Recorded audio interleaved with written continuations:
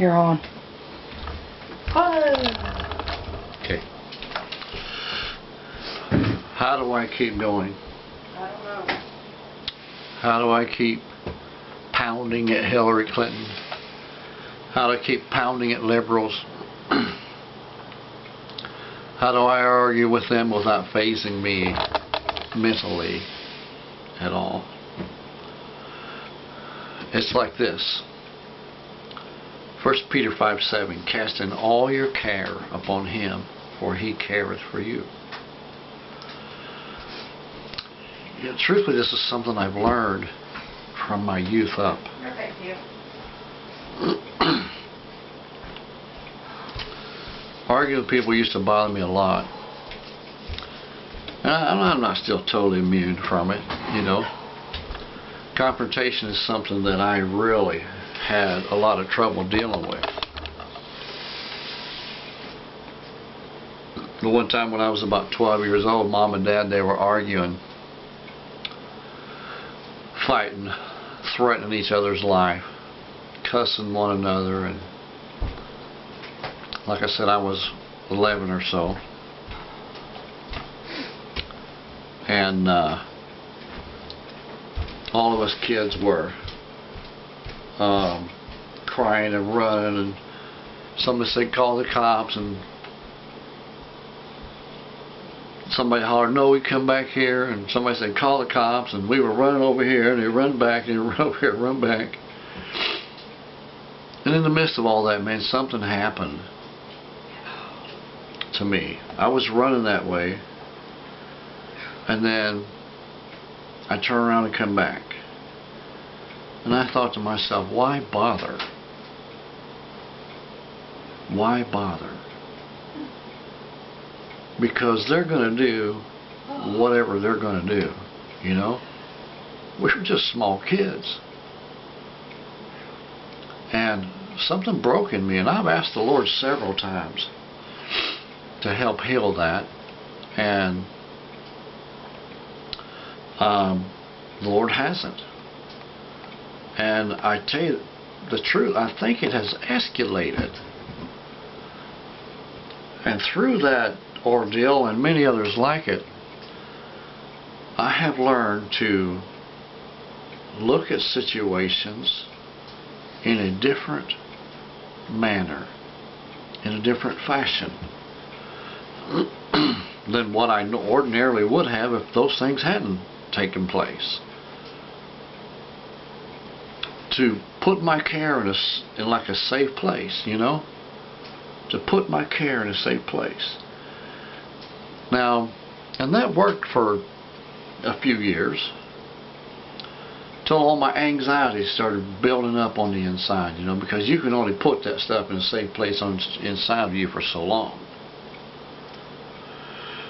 And then when that stopped working, I had to place it in another category, which I call laying it on the altar. And that was a process. That was a long, hard process in which God took me through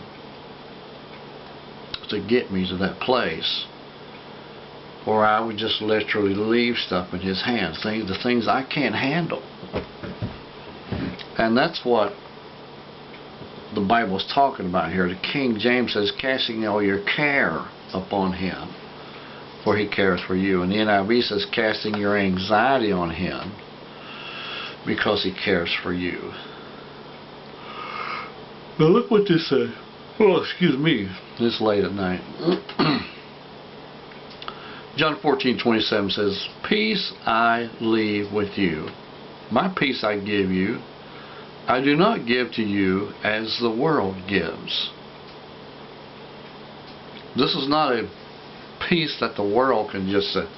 There's a lot of psychologists out there, man, but they're not going to help you like what God can help you.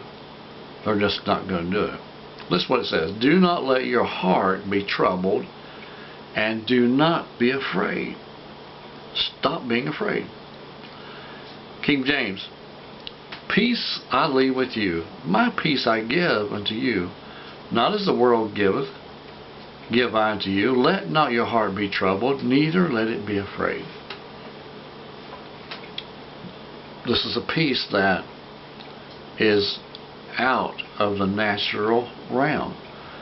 Like, I think, God led me to this place, knowing that I would come to this area that I am in, and in the situation and of this time in life, with all the things that are going on around us in politics and local government and stuff like that. And when you think this, when you have a different ability to think in a different area. You have an ability to think in a different area when you're not afraid. I remember this movie, this Christian movie, where this guy was like a hitman, and they took him through this process of numbing his fear. They took him through so many realistic possibilities of fear that it numbed his fear against anything that he would see. He just took fear away from him because of that. And when he had done that, he was able to think in very intense situations, very, very dangerous situations. I remember the one guy, he said at one particular time, that these 3 robbers came in, was going to rob this store, and they tried to kill him in the process, and he was like ducking behind stuff and grabbing a gun, and he killed those 3 men. And later on at the guy's house, he said, "Who are you?" He said, "You just killed 3 men, and you act like you just came back from the lake or something." I forget exactly what he said, but he said, "Your hand's not even shaking. You're not shook up, nothing. Just nothing, And that's what happens when God takes you through this process. Now, that was an exaggeration, okay? But that's literally what happens inside of you when God takes you through this process of not being afraid. He allows you to be able to think in different areas. And those things that people throw at you, you lay them down, you give them to Him. You just lay them down and give them to Him.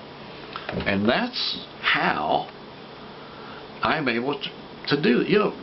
David, when he walked out on the field with Goliath, man, he had been in some intense situations before he went out there.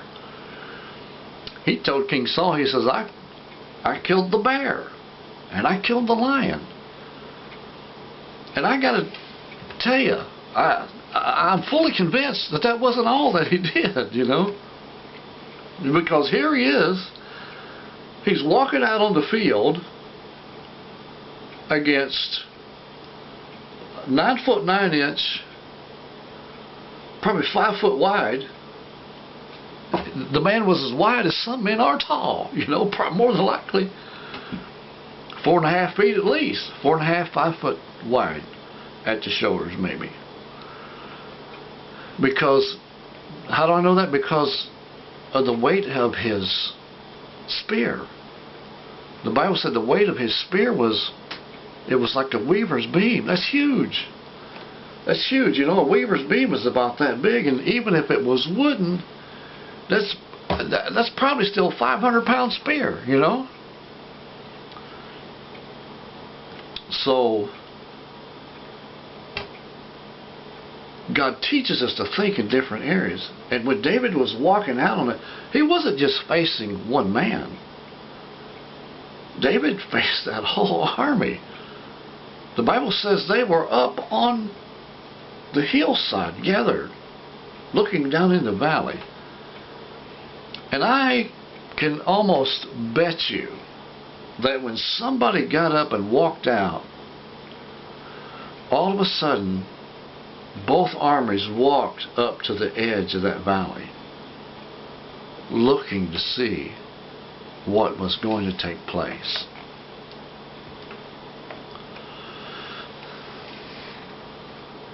And when David prevailed, oh man, the day had changed. And he was able to prevail because he was able to think in a different area. That's what God does with us. My peace I give unto you, not as the world gives, do I give unto you.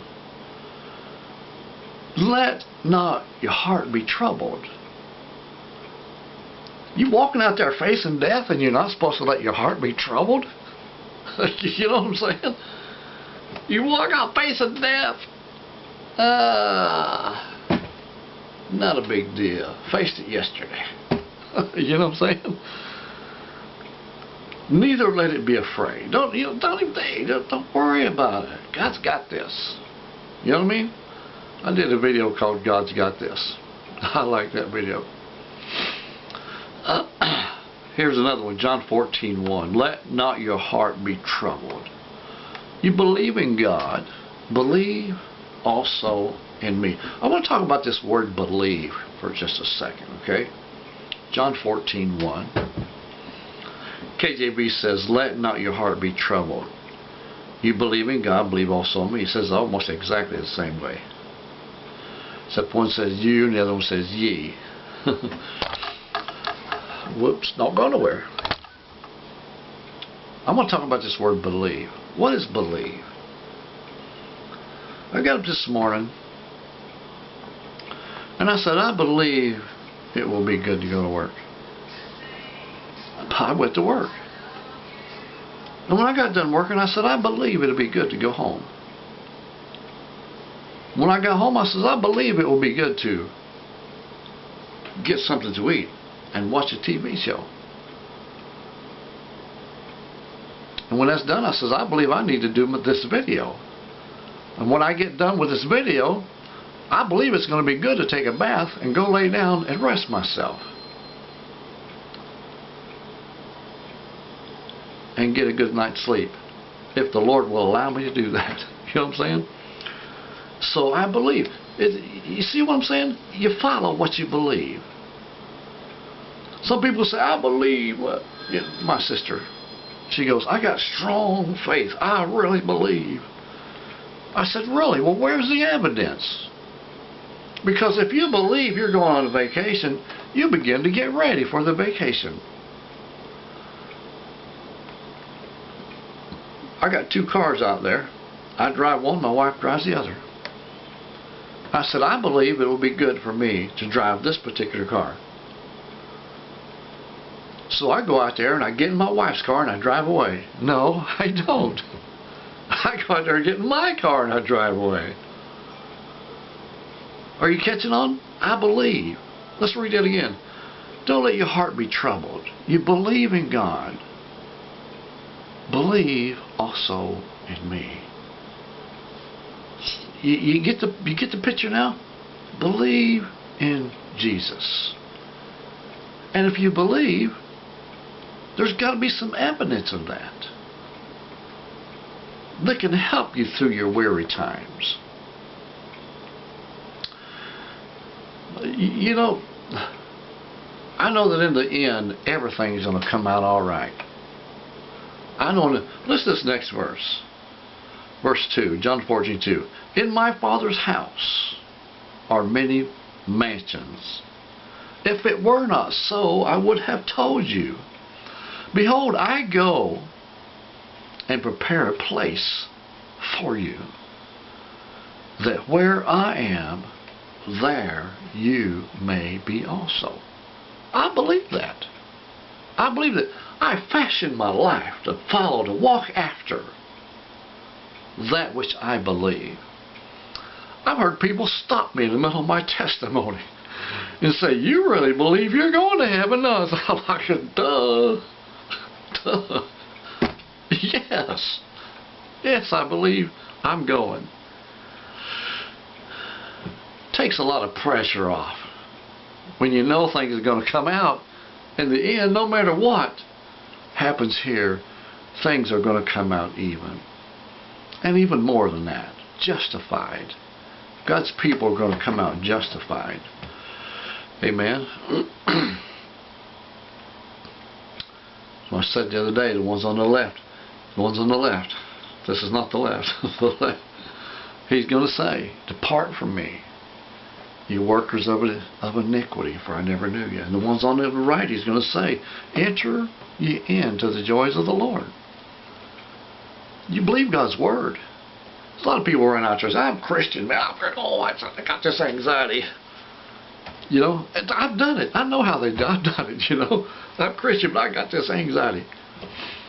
And I had it bad. Let me tell you. Boom, boom, boom, boom, heart, you know. I had everything. I had all that. And when I had an attack, I mean, I felt like a poured out bucket of water. I mean, you know, if I'd went to walk down the steps, I wouldn't have walked. I would have like, you know, melted down the steps. It leaves you that wrenched. And through that process, God has gotten me to this place where I am today, that I can walk out on the battlefield and I can face adversity. There's no Chinese proverb about adversity I'm trying to think of. It says, the flower that blooms in adversity is the most beautiful flower of all. Yeah, I know where that came from now. I know where that came from. God bless you. Thank you for joining. We'll see you next time. Another great message right here, Crossing the Middle Ministry.